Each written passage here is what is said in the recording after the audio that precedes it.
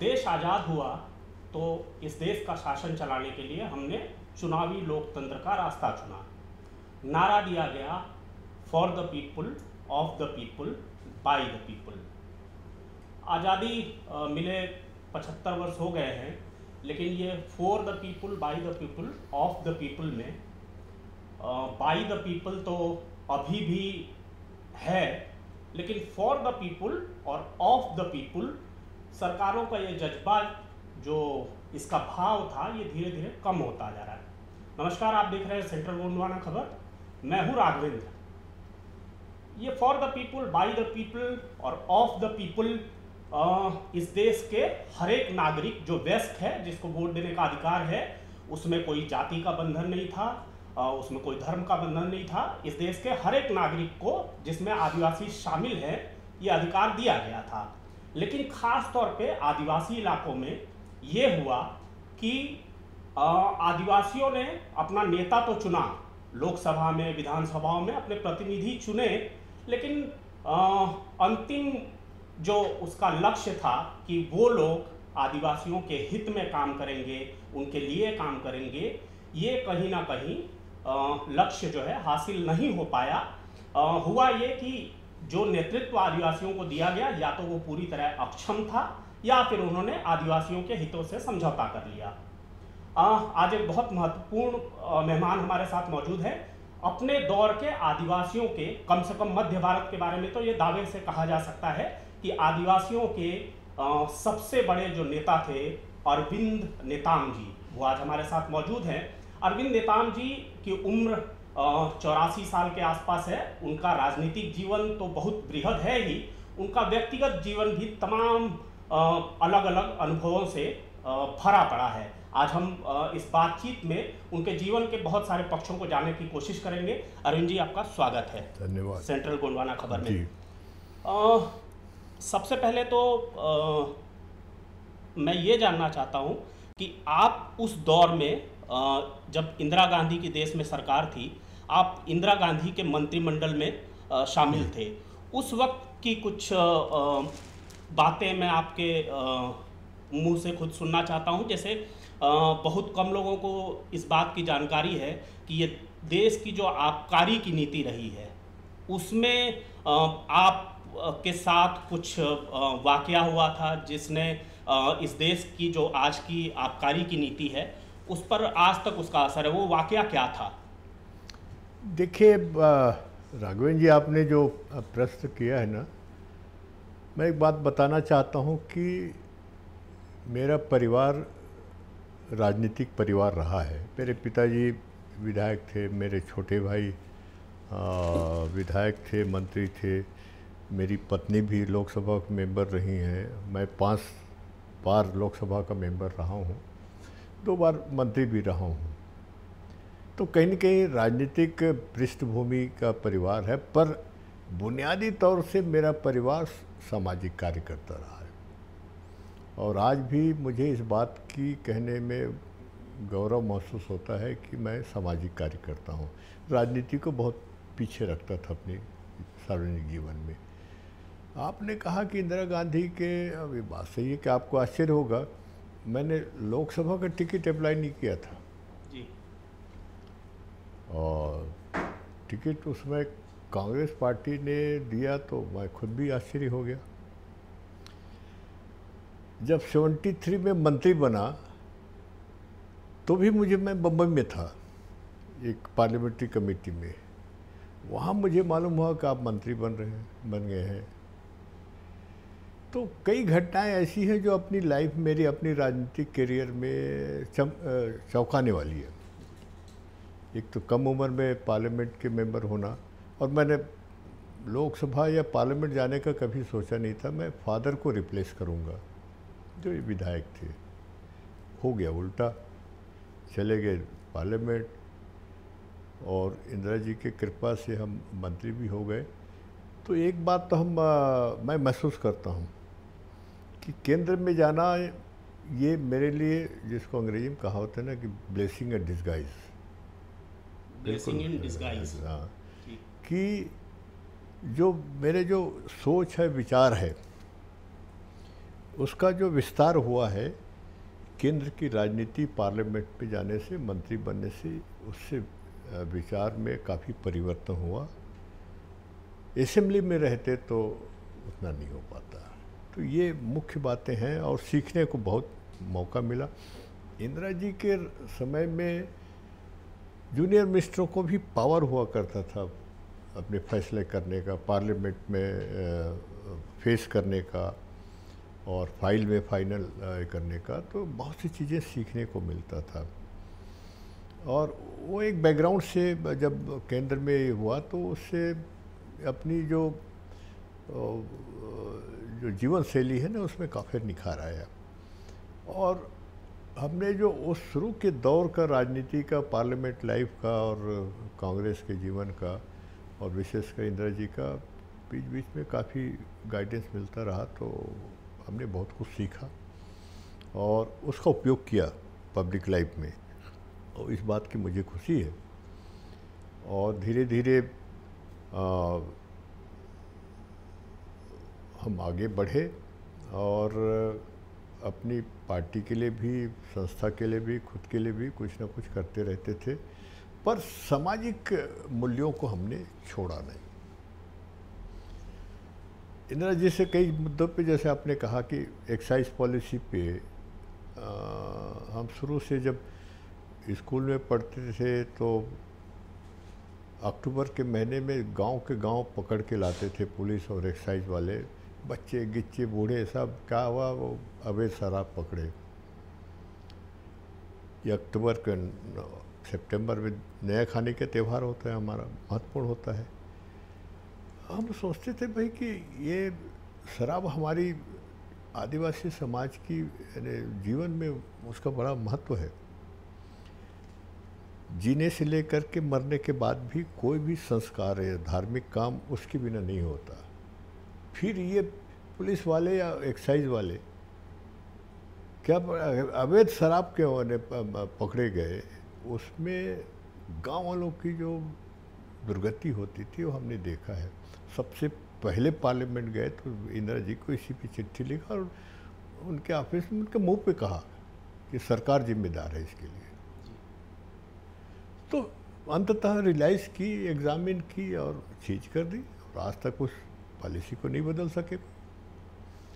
वैसे बहुत से मुद्दे हैं पर्यावरण के लेकर के। अर्जुन सिंह के रिजीम में जो pine plantation world bank scheme Bastar में करते, नेचुरल फॉरेस्ट को ख़त्म करो, ऑस्ट्रेलिया के पाइन को लगाओ, हम उसे डिफर किए। इंदिरा जी तक मामला गया। हमारी विलेज इकनॉमी जो मिक्स फॉरेस्ट से है, राउंड द ईयर कुदरत ने दिया है और सप्लीमेंट करता है ट्राइबल इकनॉमी को, उसको आप ये डिस्ट्रॉय कर रहे हो। इंदिरा जी कन्विंस हो गई और अपने यहाँ से टर्न डाउन की। तो ऐसे बहुत से हैं जो पर्यावरण के बारे में इंदिरा जी बड़ा सेंसिटिव थी, ट्राइबल इशू पे बड़ी सेंसिटिव थी। तो उसका हमने फ़ायदा उठाया बहुत से अपने उस कार्यकाल में। सर, आदिवासी मुद्दों की हम बात कर रहे हैं। पिछले लंबे समय से हम देख रहे हैं कि छत्तीसगढ़, क्योंकि आदिवासी बहुल इलाका है, जंगल सबसे ज़्यादा छत्तीसगढ़ में है, पिछले लंबे समय से माइनिंग के लिए सरगुजा के हसदेव से लेकर बस्तर तक जगह जगह पेड़ों की कटाई चल रही है। एक दूसरा पहलू जो जिसका सीधा असर आदिवासियों के जीवन पर पड़ रहा है वो ये कि बस्तर में नक्सलवाद के नाम पे पुलिस के सैकड़ों कैंप, मैंने हर 5 किलोमीटर की दूरी पे आप देखेंगे तो सैकड़ों कैंप लगा दिए हैं। देश के गृह मंत्री ने कहा है कि मार्च 2026, जिसमें बहुत वक्त नहीं बचा है, नक्सलवाद ख़त्म हो जाएगा। मैं ये जानने में मेरा बहुत इंटरेस्ट है कि जब ये ख़त्म हो जाएगा, और जो होता हुआ दिख रहा है अभी, जिस तरह से लोग मारे जा रहे हैं, नक्सली मारे जा रहे हैं, जिस तरह से गिरफ्तारियां हो रही हैं, जिस तरह से सरेंडर हो रहे हैं, तो ऐसा लग तो रहा है कि वो जो लक्ष्य उन्होंने रखा है वो शायद उसको हासिल कर लेंगे। मैं ये जानना चाहता हूँ कि जब ये हो जाएगा, कि मान लिया हम लोगों ने कि नक्सलवाद खत्म हो गया, उसके बाद इन सुरक्षा बलों का और कैंपों का क्या होगा? आपको क्या लगता है कि इसके बाद क्या होगा या क्या होना चाहिए? देखिए, दोनों चीज़ आपने सुरक्षा बलों के कैंप की बात की ना, और ये जो कैंप केवल नक्सलियों को समाप्त करने के लिए नहीं है, ये तो लॉन्ग टर्म प्लानिंग मेरे हिसाब से। नक्सलियों के रहते रहते औद्योगिकरण को आगे नहीं बढ़ा सकते थे, कारपोरेट घरानों को दोहन के लिए नहीं दे सकते थे, ये अड़चन था। तो पहले अड़चन गवर्नमेंट ने यही कहा कि पहले इनको निपटो, नहीं निपटते तो ये इंडस्ट्रियलाइजेशन में बहुत दिक्कत होती है। ये बात सरकार में सोच तो बनी है, एक को पहले ख़त्म करो फिर दूसरों के लिए करो। तो जितने इंफ्रास्ट्रक्चर हैं, 4 लेन रोड बने हैं, इतने कैंप लगे हैं, अब उनको उद्योगपतियों के संरक्षण के लिए इसका उपयोग होगा। बहुत सीधी सी बात है, इसमें कोई मुझे लगता नहीं कि सरकार के मंशा में कोई ये नहीं सब। तो ये बहुत दूर की कौड़ी है इनकी, यानी सरकार में बैठे लोगों की। तो अब ये जो इसीलिए कभी क्या हम देखते हैं ना, 4 लेन जरूरत की क्या जरूरत थी वहाँ? 4 लेन सड़क की इसलिए ज़रूरत थी कि उसमें बड़े बड़े गाड़ियाँ ट्रकें चलेंगी। तो पहले से एडवांस से आज से 30 साल 20 साल पहले बना लिए थे ना, कहीं सोच के बनाए होंगे ना। तो ये इस इशू पे तो, और फिर दूसरी बात मैं अभी तक के समझ नहीं पाया कि, या कभी कभी हम मुझको पूछते हैं भाई कि डेवलपमेंट की क्या परिभाषा, विकास की क्या परिभाषा है। सरकार को पूछिए, आम लोगों को पूछिए, तो बड़े कारखाना लगने चाहिए और इससे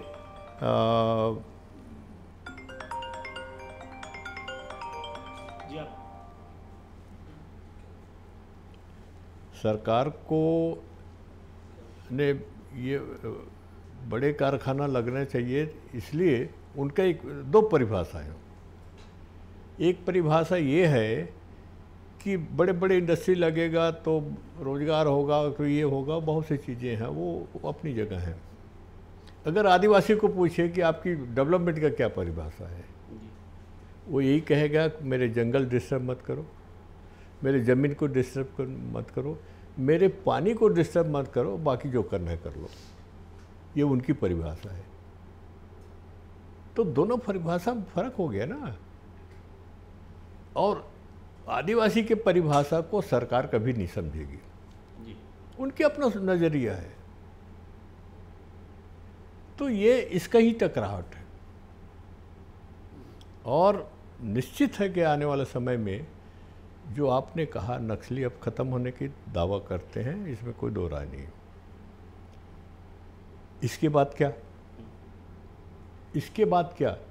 अगर भारत सरकार कोई कार्य योजना, इससे संबंधित कार्य योजना देश की और प्रदेश की और बस्तर के सामने नहीं रखेगी और बड़ा साइलेंट होकर अपने करने का धोखे में रह जाएगी, धोखे में रहेगी। किसी न किसी ढंग से वो इसके खिलाफत होगी और जिसको कहते हैं ना कि फिर से कहीं नक्सलवाद फिर न पैदा हो जाए।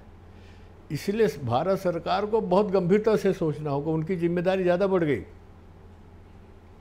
जो वैक्यूम हो रहा है ये बड़ा सेंसिटिव मामला हो गया है और कार्य योजना और आदिवासी समाज को विश्वास में लेके, उसमें भी अब विश्वास में नहीं लोगे तो आपका कार्य योजना अपने हिसाब करोगे फेल हो जाओगे। तो ये बहुत से इश्यूज हैं जिसमें अब पता नहीं भारत सरकार में अब क्या करते हैं क्या नहीं करते हैं। हम तो सामाजिक तौर से देख रहे हैं और कार्य योजना को समाज को जरूर विश्वास में लेना चाहिए, जो होता नहीं। अरे जिनके लिए कर रहे हैं उसी को विश्वास में नहीं लेते तो फिर काहे की है। तो ये मैं चाहता हूँ कि इसमें ये जो बात जो मैं कह रहा हूँ उसको भारत सरकार को या राज्य सरकारों को भी अपना गंभीरता से लेना चाहिए।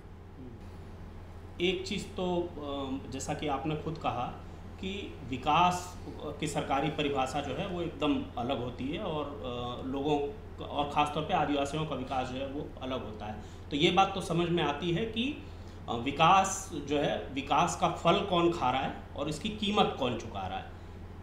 माइनिंग होगी तो उसका लाभ आदिवासियों को एक्चुअली मिलता है, कम से कम मैं इस बात को नहीं मानता।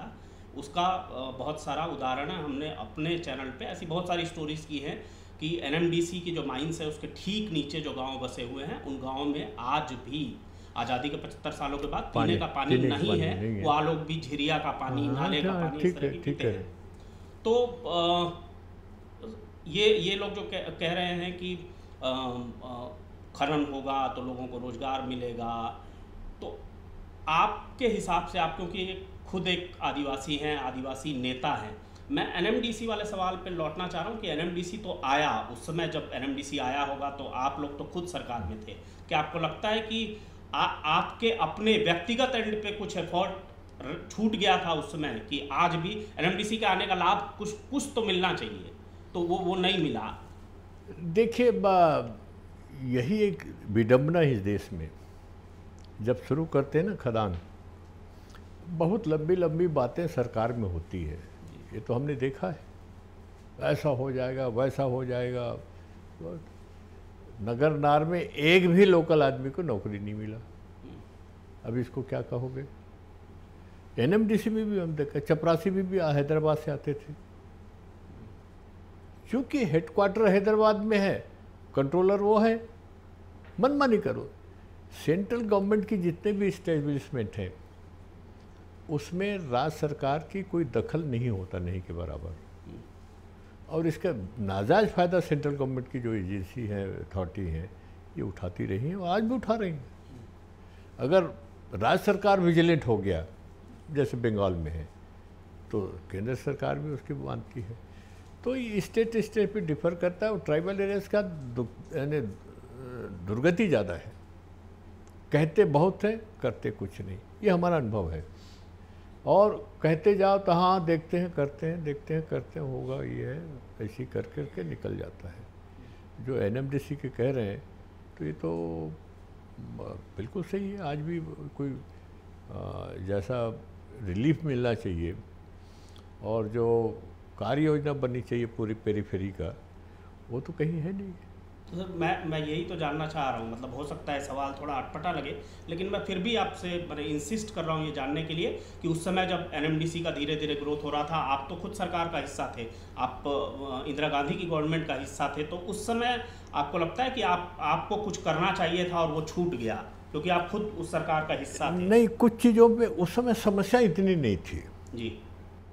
समस्या थी, ऐसा नहीं कहता, समस्या उतनी नहीं थी जितना आज है।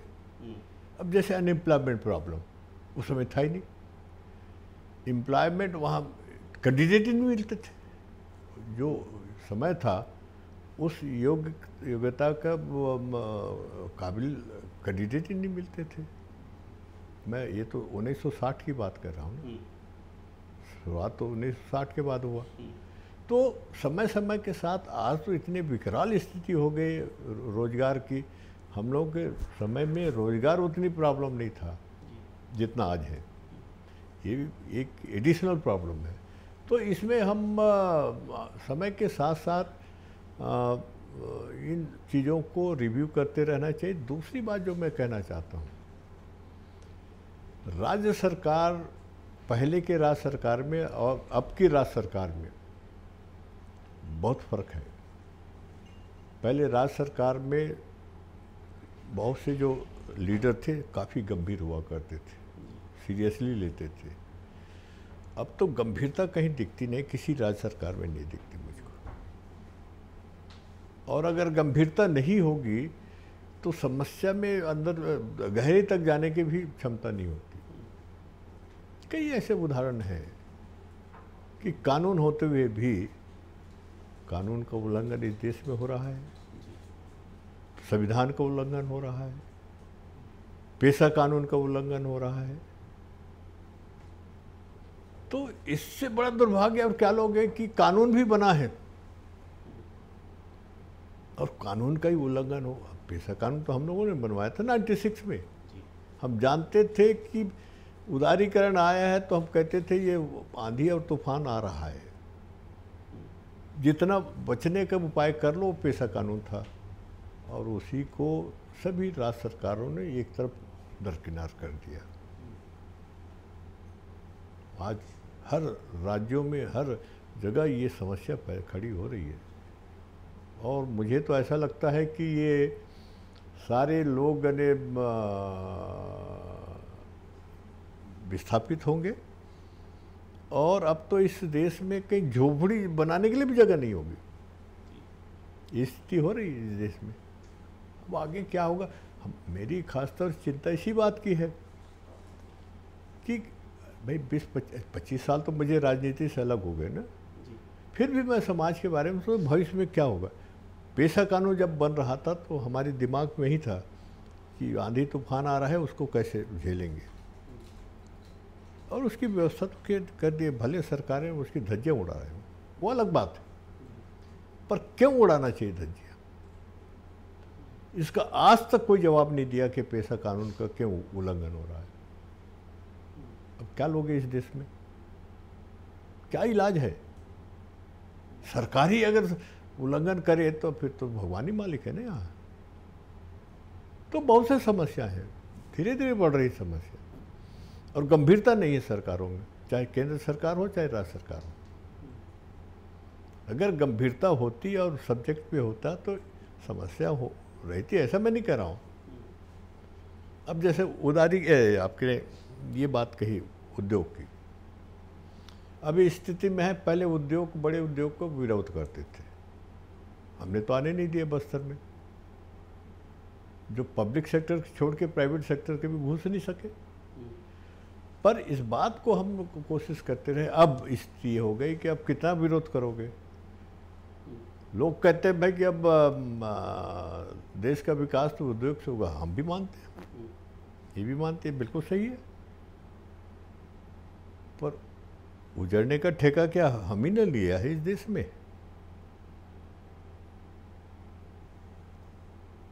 तो ये गंभीर प्रश्न है। और दूसरी बात मैं कह रहा हूँ कि अब हम इसमें हम कंसीड कर रहे हैं, मान रहे हैं कि भाई चलो हम एक सजेशन सुझाव सरकार चाहे भारत सरकार हो, अब अधिग्रहण मत करिए, ज़मीन का लीज में ले लीजिए, खदान ख़त्म हुआ लेबलिंग करके उसको फिर वापस दे दीजिए, ये भी एक तरीका है।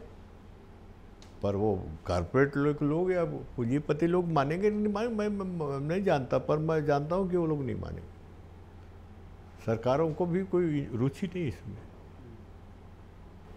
तो जब आप ये कह रहे हैं कि सरकारों के अंदर गंभीरता का अभाव है, तब उन सरकारों से क्या आपका मतलब, क्या भाजपा की सरकारों से है या कांग्रेस? कोई सरकार हो, कोई सरकार, वो भाजपा कई के अलग अलग सरकारें हैं, राज्य सरकारें हैं, ऐसा थोड़ी है कि कहा जाए। मेजर पार्टी दोनों सरकार की है, दोनों सरकार में भी हाल। तो बस्तर में तो सर मैंने मान लेना चाहिए कि अघोषित युद्ध जैसा ही चल रहा है। अगर आप आंकड़ों की बात करेंगे तो बॉर्डर पे जितने लोग मारे गए हैं उससे 10 गुना की अधिक संख्या में बस्तर में आदिवासी, सुरक्षा बल, नक्सली 10 गुना से ज़्यादा मारे गए हैं। तो जब इतना ऐसे युद्ध जैसे हालात हैं तो वहाँ बार बार मानवाधिकार के उल्लंघन का सवाल भी आता है। तो ये उसके बारे में आप देखिए, इसका मेरे हिसाब से देख लीजिए, लेफ्ट और राइट का ही सवाल है यहाँ। राइटिस्ट पार्टी पावर में है, वो प्रो कैपिटलिस्ट है, उसके लिए कुछ भी करना पड़े करेंगे ये लोग, उनकी पॉलिसी में है। तो अमित शाह जी कहते हैं ना, मारो जितना मारो, तो पॉलिसी में है। कांग्रेस राज में जो सेंट्रिस्ट पार्टी है वो तो साफ था। तो सरकार में कौन नीति के लोग बैठते हैं उस हिसाब से दिखता है। और इस राइटिस्ट पार्टी से उम्मीद मत करिए कि समझौता, ये मारेंगे जो भी है, अब ख़त्म ही कर दिए।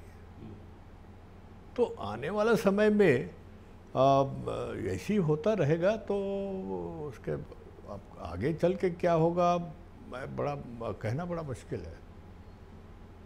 वही मैंने पूछा था सर कि ये सुरक्षा बलों का जमावड़ा जो है इतना, और ये रहेंगे तो किसी तरह का क्लैश तो होता ही रहेगा। तो आप कह रहे हैं कि मतलब कुछ अनुमान तो लगा सकते हैं कि क्या होगा। माने नक्सली हट गए, केवल पुलिस फोर्स बैठी हुई है और जनता सीधे आमने सामने है। तो अब तो बताया ना, जो कारपोरेट घरानों की सुरक्षा के लिए होगा ना। नहीं, लेकिन मेरा कहना है कि क्लैश भी होगा, जो आम आदिवासी है और सुरक्षा बल। ठीक है, नक्सली तो अब भी इससे नहीं है, उस तरह का हथियारबंद नहीं होगा, लेकिन ये लोग हैं तो एक तरह का घर्षण तो होगा ही वहाँ, और वो क्या एक्सट्रीम में चला जाएगा, ऐसा मानना है आपका? अब देखिए भविष्य में क्या होगा इन परिस्थितियों में, सरकार क्या सोचती होगी, अब ये तो कहना बड़ा मुश्किल है। पर कहीं ना कहीं यानी टकराहट तो होगी। अगर जैसे मैंने कहा ना कि नक्सली समाप्त हो, उसके बाद क्या जी। मैं तो कार्य योजना की बात कही ना, पूरी पॉलिसी की बात कही। अब वो भारत सरकार सामने, देश के सामने लाएगा, तभी हम कमेंट कर सकते हैं कि उनकी नीति क्या है, कि नियत क्या है, कैसा करेंगे, कैसे इम्प्लीमेंट करेंगे।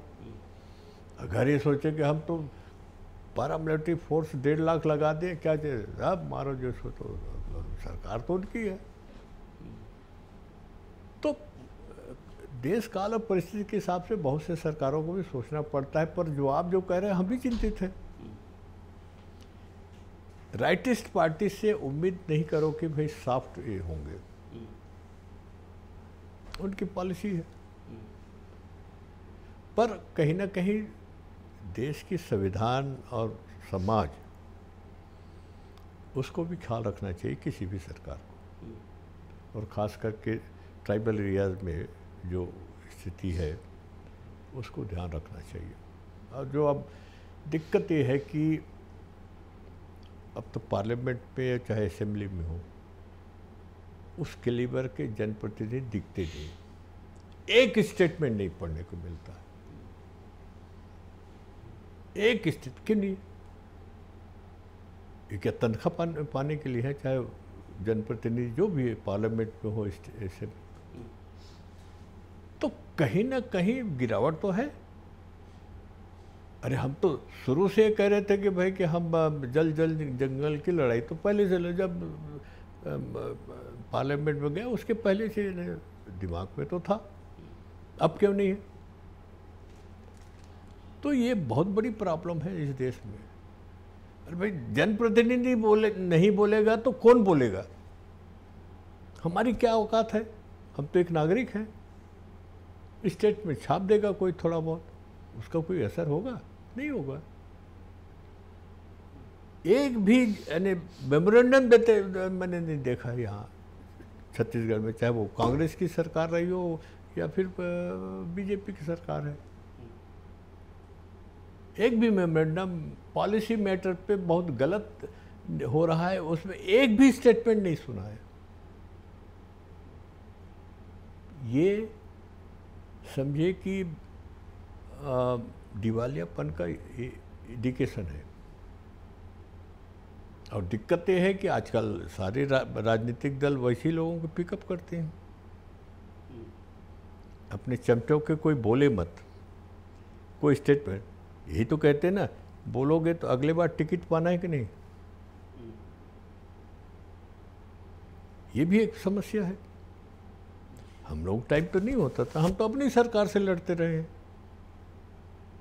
तो कभी तो नहीं कहा गया अगले बार तुम्हारी टिकट काट देंगे। अब क्यों है?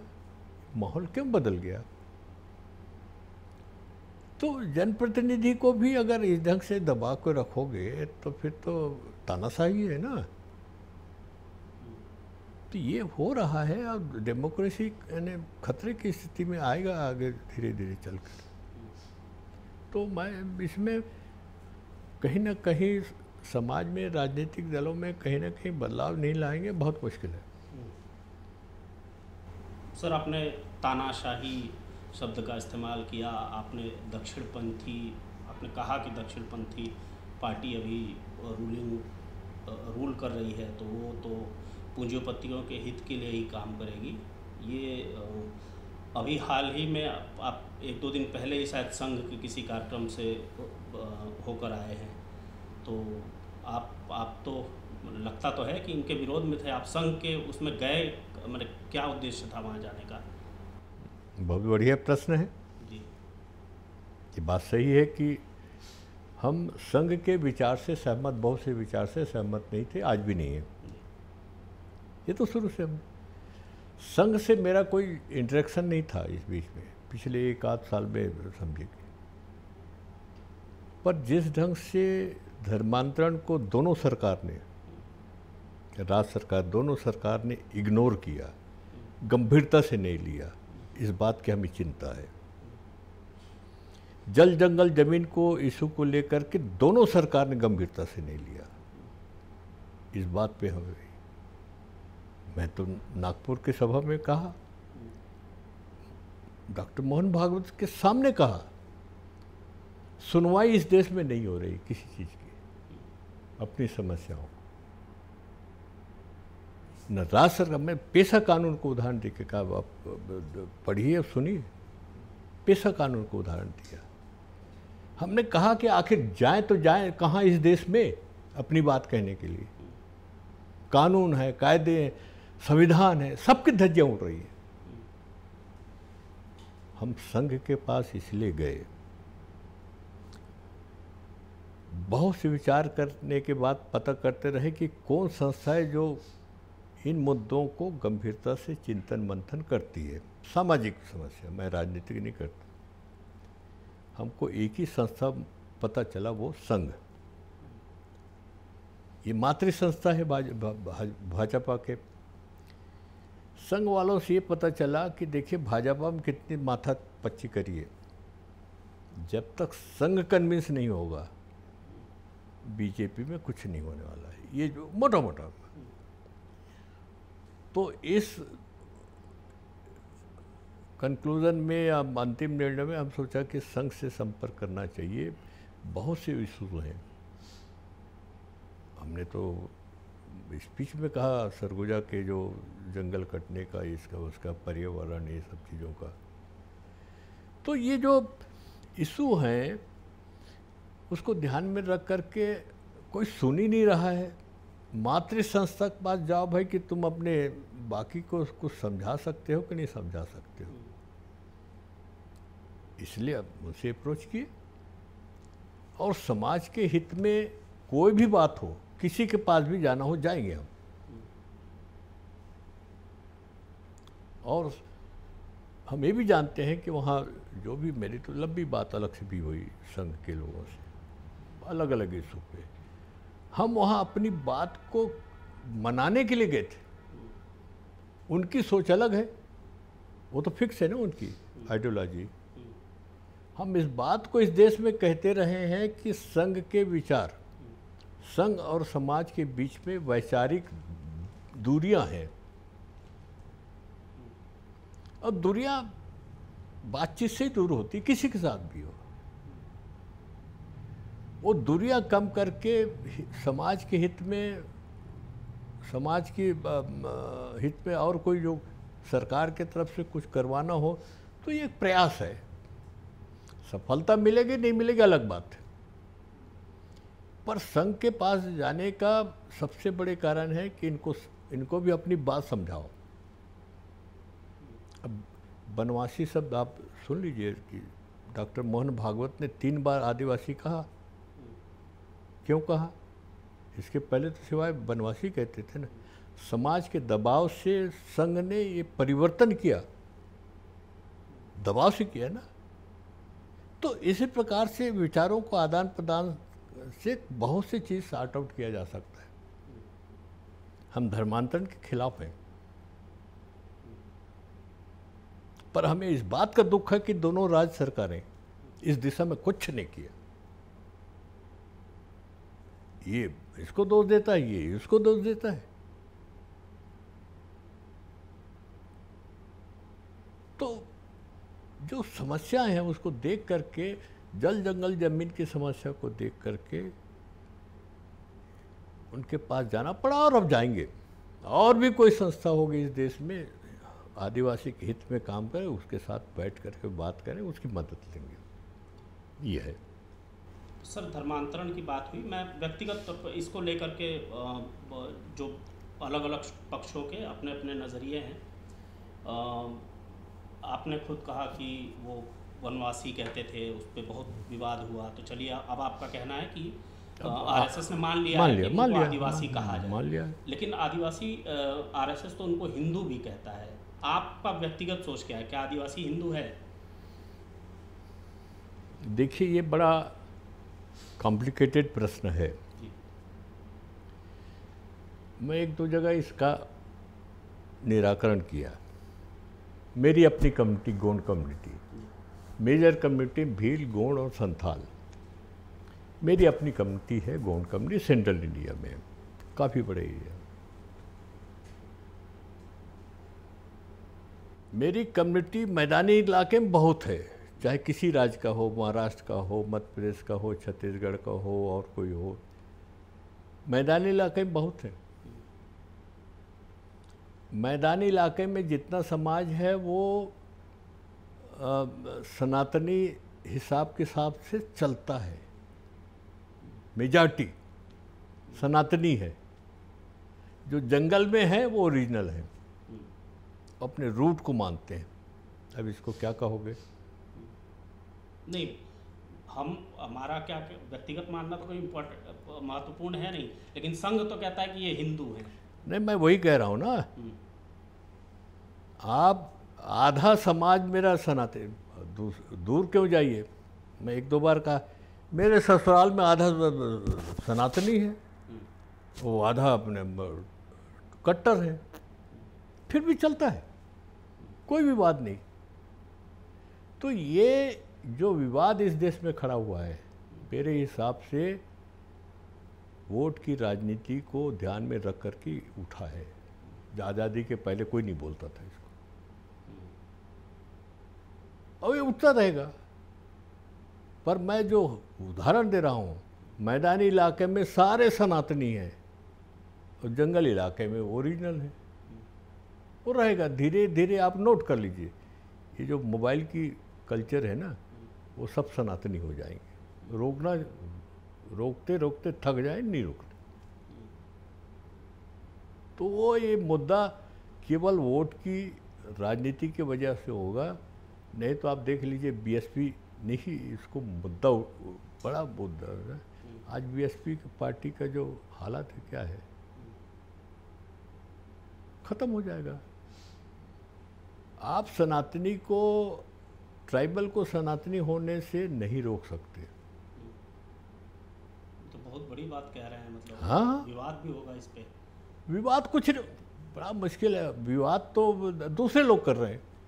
मैं तो कह रहा हूँ ना, आधे से ज़्यादा समाज सनातनी है और कम मैंने ओरिजिनल है। विवाद कहीं नहीं है, न किसी शादी ब्याह मरनी ये सब किसी भी विवाद नहीं है, चलता रहता है, हजारों साल से आया है। ये विवाद क्यों है भाई? ये तो घुल मिल गया है ये सिस्टम। तो ये चुनाव के समय सुनने मिलेगा, बाकी मुझे लगता नहीं। आपने कहा कि प्रकृति पूजक आदिवासी सनातन धर्म को अपनाते रहे हैं, अपना रहे हैं, तो अगर वो स्वेच्छा से ईसाई धर्म अपना रहे हैं तो उसमें क्या दिक्कत है? देखिए, एक बात नोट कर लीजिए, जिस दिन ईसाई होता है सारी चीज़ बदल जाती है, एक भी चीज़ नहीं रहता। चाहे पूजा के पद्धति हो, खान पान हो और कोई व्यवहार हो, लेन देन हो, एक भी कायम नहीं रहता, सब बदल जाता है। और डिस्टेंस जो है, छुआछूत, आप बचपन में देख लीजिए, जो ईसाई हुआ वो गांव की उसको कोई व्यवस्था को पालन नहीं कर, मानता नहीं। किसी धार्मिक काम में प्रसाद खाना मनाही है, किसी और समारोह में शामिल होना मनाही है। ऐसा क्यों भाई? अरे भाई, आप मानिए अपने को। आखिर उड़ीसा से 12वीं शताब्दी में कितने 700 परिवार राजा ने लाया। वो आए तो कभी तो नहीं कहे कि हम तो वो उड़ीसा से आए हैं, हम ब्राह्मण हैं, अब ये हमको सूट नहीं करता, ये नहीं करता, वो नहीं करता। ये कौन होते हैं? तो कहीं ना कहीं उनके इसमें कहीं ना कहीं गड़बड़ है सोच में। अगर बहुत ब्रॉड माइंडेड कहते हो तो ये नैरो माइंडेड है, और हम इससे बिल्कुल सहमत नहीं हैं। ये झगड़ा कराना बहुत बड़ी यानी वो शुरू हो गया है बस्तर में। एक दौर में बस्तर में बाबा बिहारी दास कंठी पहनाकर आदिवासियों का हिंदूकरण कर रहे थे, उससे सहमत थे आप? नहीं, उसका तो विरोध किया था। और वो तो घटना तो केवल वोट लेने के लिए। मैं पता नहीं आप लोग विदिशा में जो क्या नाम है वो बौद्ध जगह है ना, क्या नाम, विदिशा ही है ना, बौद्ध मंदिर है, बौद्ध मंदिर है, हाँ सांची। सांची में कांग्रेस पार्टी के बहुत बड़ा सम्मेलन हुआ था। उस सम्मेलन में भरे मीटिंग में मैंने कहा था कि बाबा बिहारी दास को कांग्रेस का पैट्रोनेज है। अगर कांग्रेस पार्टी और भोपाल के लोग सोचते हैं कि हम उनके माध्यम से हम सीट जीत लेंगे और सरकार बना लेंगे, तो ऐसा करिए, ताला लगा दीजिए, आप जिला कांग्रेस कमेटी में ठेका दे दीजिए उसको, आपको सीट दिलाएगा और पैसा भी दिलाएगा, कर लीजिए। अरे राष्ट्रीय पार्टी हो, कुछ चंद लोगों के दलाल लोगों के हिसाब से आप बिहारी दास को कुछ के कुछ बना दिए। तो ये ट्राइबल एरिया में बहुत से खेल होता है।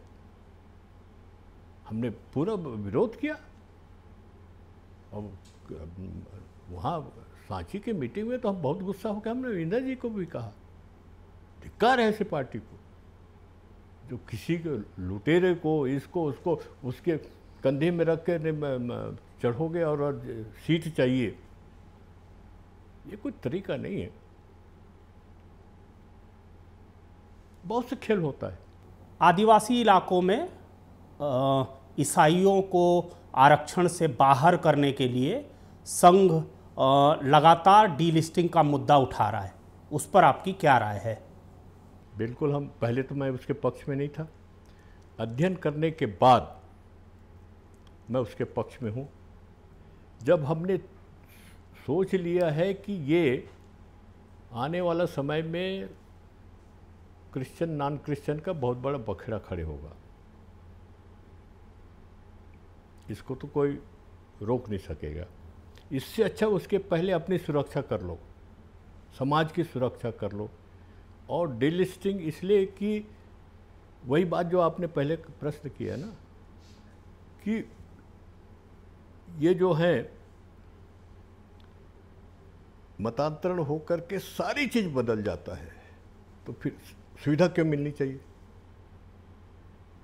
संविधान में तो लिखा है कि ये जो आदिवासी समाज की जो बहुत से यानी गुण है या जो भी क्राइटेरिया है वो लिखा हुआ है। जब धर्मांतरण होता है तो पूरा का पूरा बदल जाता है, फिर उनको क्यों मिलनी चाहिए? क्यों मिलनी चाहिए? बेस तो वो है पुराना। तो ये ऐसा खेल नहीं होना चाहिए देश में। डीलिस्टिंग किया जाना चाहिए, इससे आप सहमत हैं? आदिवासी सनातनी हिंदू बन जाए, इससे भी आप सहमत हैं? लेकिन उसके बाद आदिवासियों के लिए आपको अलग कानून भी चाहिए। तो क्या आप जो एक देश एक कानून है उसको लेकर के आप क्या सोचते हैं? ना, मैं डिफर करता हूँ उससे। मैं यूनिफॉर्म सिविल कोड के खिलाफ हम हैं और लिख के दिया है, और हमें खुशी है कि भारत सरकार से कहीं सिग्नल मिला है कि इस दायरे से हम आदिवासी समाज को बाहर रखेंगे। कारण सुन लीजिए, हमारे समाज में महिलाओं को पिता के संपत्ति पे अधिकार नहीं है। ये हिस्टोरिकल बैकग्राउंड है। इसलिए नहीं है कि हमारे समाज में सदियों से महिला को कितनी बार भी तलाक लेने का अधिकार है, कितने बार भी, कोई रिस्ट्रिक्शन नहीं है, चाहे तो 4 बार, 5 बार, 6 बार। दिग्विजय सिंह ने 98 में, सब लास्ट टाइम में मुख्यमंत्री थे, एक सर्कुलर जारी किया था कि पट्टे में जो मनुष्य किसान का नाम होता है ना, उसमें पत्नी का भी नाम होना चाहिए। ऑर्डर करवा दिया। मैं भोपाल में गया, मैंने कहा दिग्गी राजा, मैं दूसरे समाज का नहीं कह रहा हूँ, मैं अपनी समाज का कह रहा हूँ, आप झगड़ा करवा दोगे। क्यों, कैसा हो? अरे भाई उसको तो अधिकार है ना डाइवोर्स का, 4 जगह जाएगी लाइफ में, 4 जगह का पट्टे में जब जुड़ेगा तो अधिकार तो हो जाएगा, 4 जगह उसको अधिकार मिल जाएगा, तब कैसा होगा?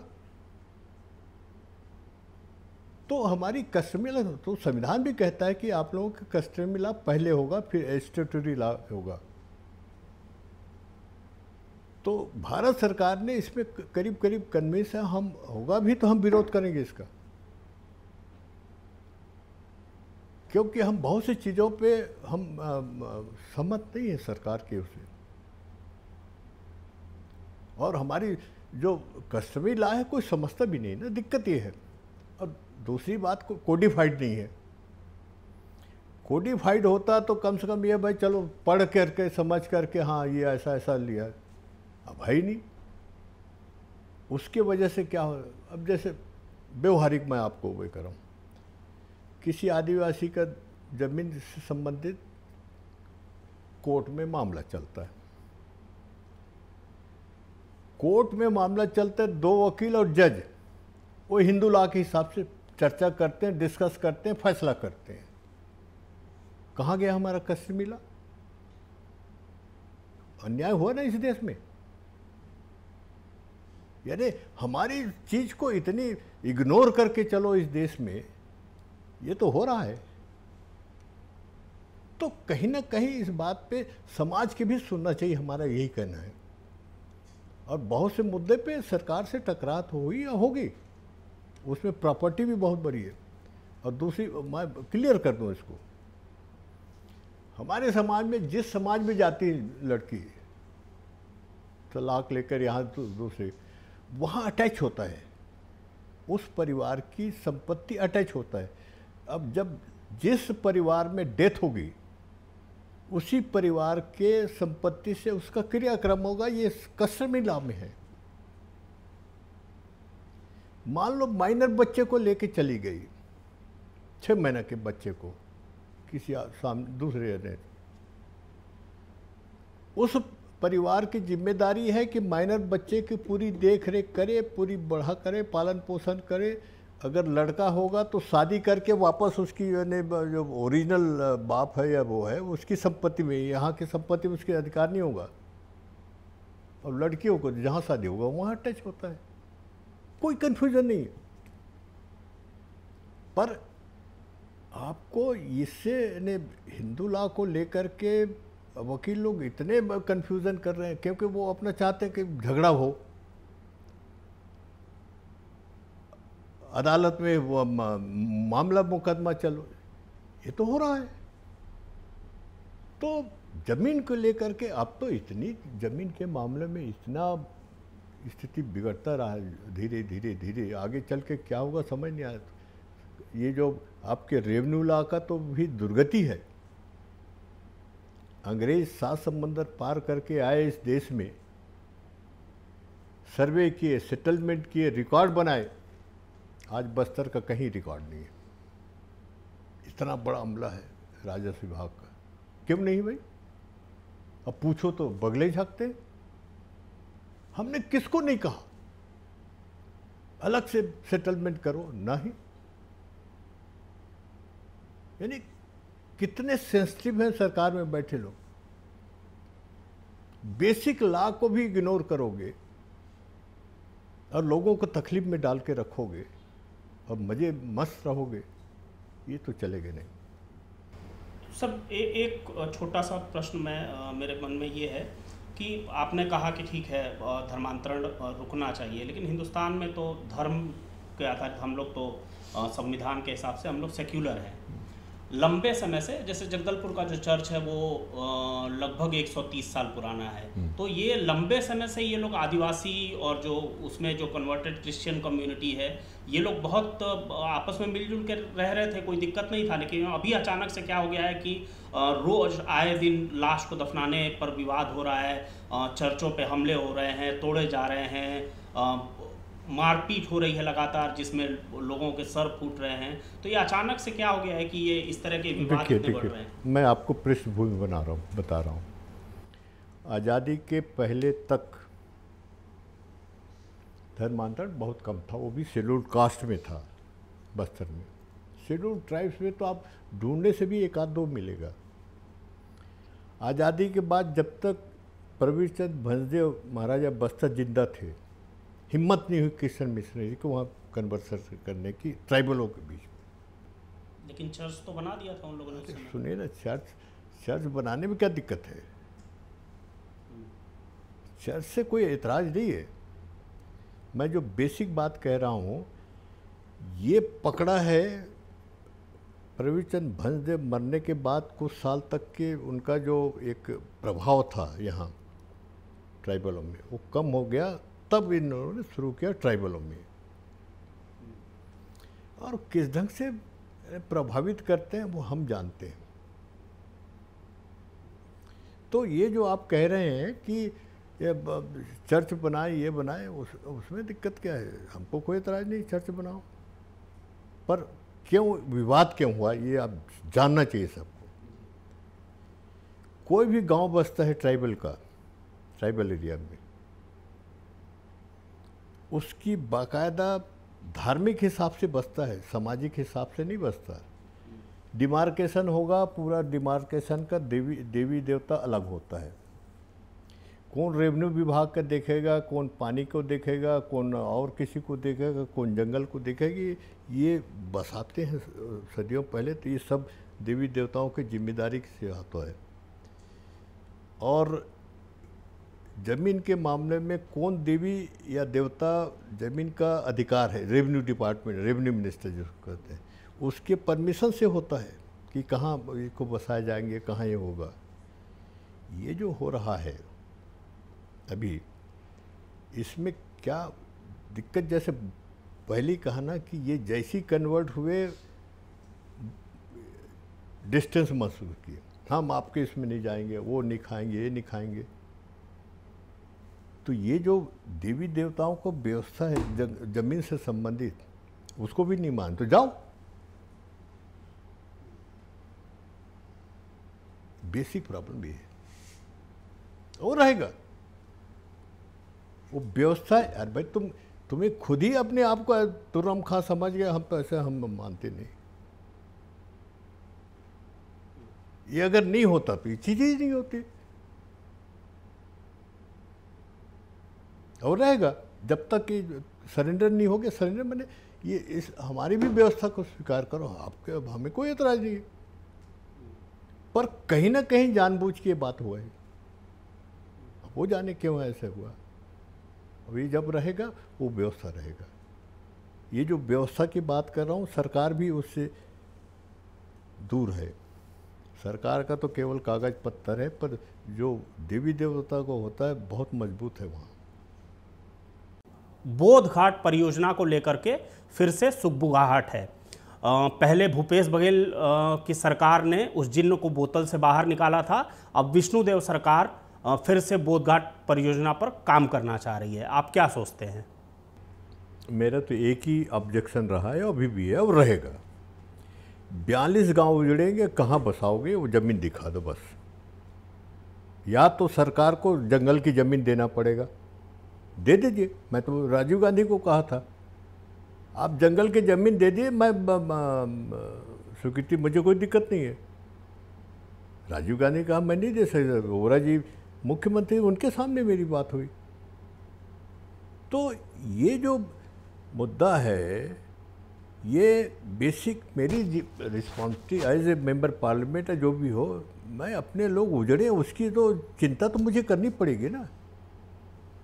रेवेन्यू की ज़मीन बस्तर में है नहीं, सब बेजा कब्जा हो गया है। मैं राजीव गांधी को कहा कि आपकी सरकार में ताकत है तो हटा दीजिए, कोई 20 साल से, कोई 30 साल से हटा दीजिए और फिर बसा दीजिए उसमें। वो भी नहीं कर पाओगे आप। अब कहेंगे हम फारस की ज़मीन नहीं देंगे, तो मैं कहा कि आसमान में बसेंगे क्या? तो ये बेसिक प्रॉब्लम है। अब हमको दिखा दे, हमें क्या दिक्कत है भाई? पर्यावरण कोई समस्या है क्या? सबसे बड़ी पर्यावरण की, अगर सेशन साहब जो सेक्रेटरी थे फॉरेस्ट की, अगर उनका रिपोर्ट देखेंगे तो बेसिकली पर्यावरण की है। देखिए वो ऐसा साइट है, इधर unsurveyed area Bojhmad, tiger reserve, reserve forest, biodiversity, ये इतने चीज़ लिंक्ड हैं जो किसी प्रोजेक्ट में ऐसा नहीं होता। अब वो बात कौन बताएगा किसी को भी कि अरे ऊपर लेवल पे होती है कि नहीं? हाँ साहब ये अब पेंडिंग पड़ा है, ये है वो है, यही तो कहते हैं, मेरा ख्याल है। इसके पीछे कोई ये तरीका तो नहीं है कि किसी औद्योगिक घराने को पानी की सप्लाई करनी है, इसलिए बोधघाट को इस नाम से ये तो बस्तर उजड़ेगा? क्यों आपने ऐसा सोचते हैं? बस्तर उजड़ेगा भाई, ये तो हमारा फोरकास्ट। हम तो अब शुरू कर दिए कहना लोगों में, कहाँ जाओगे ये तय कर लो, यहाँ से उजड़ के कोई नहीं रहेगा, क्योंकि सब तो उस जोन में आ रहा है ना। जो आज नहीं, आज से शुरू होगा तो 50 साल 100 साल में क्या स्थिति बनेगी, इसका तो आंकलन थोड़ा बहुत हम लोग भी कर रहे हैं, उस हिसाब से समाज करें। अब भैया हो गया, लड़ते लड़ते थक गए, कहाँ उजड़ोगे, कहाँ जाओगे, सोचो। बोधघाट को लेकर कोई विरोध करेंगे? मैं सरकार से, कोई सरकार हो, आज भी कह रहा हूँ 42 गांव जगह भर बता दीजिए, मैं गांव वालों को कहूँ भैया ये जगह है, देख लो, जाओ। तो अरविंद नेताम जी अभी इन दिनों इसलिए चर्चा में हैं कि वो आरएसएस के कार्यक्रम से लौटे हैं, लेकिन जिस दिन से ही ये बात पब्लिक हुई कि अरविंद जी आरएसएस के कार्यक्रम में शामिल होने जा रहे हैं, उसी दिन से बहुत सारे लोगों ने ये कयास लगाना शुरू कर दिया था कि अरविंद नेताम जी संघ ज्वाइन करेंगे, कि भारतीय जनता पार्टी भाजपा ज्वाइन करेंगे। तो मुझे लगता है इस बातचीत के बाद आप बेहतर अंदाज़ा लगा सकते हैं। और नेताम जी जब हमारे ऑफिस में आए तो उन्होंने एक शेर का जिक्र किया, मैं वो शेर पढ़ के ये बात ख़त्म करना चाहता हूँ। शेर था कि सारी उम्र गुजरी इसके बुता में गालिब, आखिरी वक्त में क्या खाक मुसलमान होंगे। इस तरह की खबरें देखने के लिए आप हमारे चैनल को लाइक और सब्सक्राइब कर सकते हैं, उसको शेयर भी कर सकते हैं, और हमें आपके कमेंट्स का भी इंतज़ार रहेगा।